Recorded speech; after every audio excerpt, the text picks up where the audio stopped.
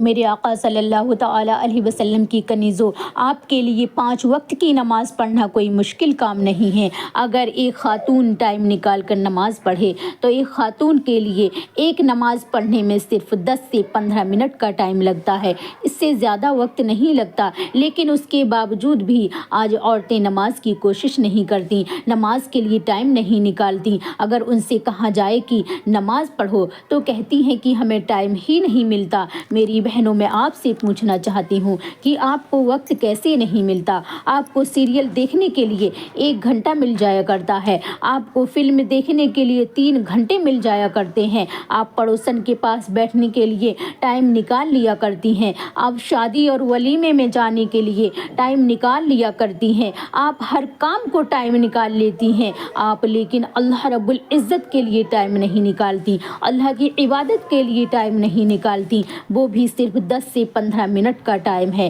میرے آقا صلی اللہ تعالیٰ علیہ وسلم کی کنیزوں، 10 سے 15 منٹ کی حیثیت کیا ہے؟ اگر کوئی انسان چائے پینے بیٹھ جائے تو صرف اسے چائے پینے میں ہی 5 سے 7 منٹ کا ٹائم لگ جاتا ہے۔ اے خاتون جنت رضی اللہ تعالیٰ عنہ کی کنیزوں، آپ دنیا کے سامنے، دنیا کے اندر آپ چاہیں جو چاہیں بہانہ پیش کر دو، لیکن اللہ رب العزت کے سامنے آپ کا کوئی بہانہ نہیں چلے گا۔ جب بے نمازی عورتوں کو جب ان کی قبر کے اندر اتارا جائے گا، ابھی مٹی ڈال کر لوگ واپس پلٹ ہی رہے ہوں گے کہ بے نمازی کی قبر کو جہنم کی آگ سے بھر دیا جائے گا، اس کی قبر کو جہنم کی گڑھوں میں سے ایک گڑھا بنا دیا جائے گا۔ اے خاتون جنت رضی اللہ تعالیٰ عنہ کی کنیزوں، میری بہنوں، مجھے بتاؤ، آپ کا ہاتھ چراغ یا موم بتی سے جل جاتا ہے، آپ کو کتنی تکلیف ہوتی ہے، آپ بے چین ہو جاتی ہیں، آپ بے قرار ہو جاتی ہیں۔ ذرا اندازہ تو لگاؤ،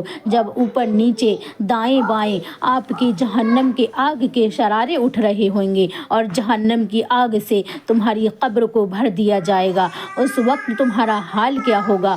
اے خاتون جنت رضی اللہ تعالیٰ عنہ کی کنیزوں، اپنے حال پر رحم کرو، اپنے آپ پر رحم کرو۔ عورتیں تو صنف نازک ہیں، عورتیں تو مچھر کا ڈنک برداشت نہیں کر سکتی، وہ جہنم کی بڑی بڑی بچھو، بڑی بڑی خطرناک سانپ تمہارے جسم کو ڈسیں گے تو تم کیسے برداشت کر سکو گی؟ اے خاتون جنت کی کنیزوں، تمہیں اپنے وجود سے محبت ہے، اگر تمہیں اپنے آپ سے محبت ہے تو میری گزارش آپ سے یہ ہے کہ اپنے آپ کو نماز کا پابند بناؤ، وقت نکال کر نماز پڑھو۔ آپ شادی میں جاؤ تو نماز پڑھو، آپ ولیمے میں جاؤ تو نماز پڑھو، آپ کو میت میں جانا ہو تو نماز پڑھو، آپ کو سفر میں جانا ہو تو نماز پڑھو، لیکن نماز کسی بھی طریقے سے ترک نہیں کرنی ہے۔ اللہ اکبر۔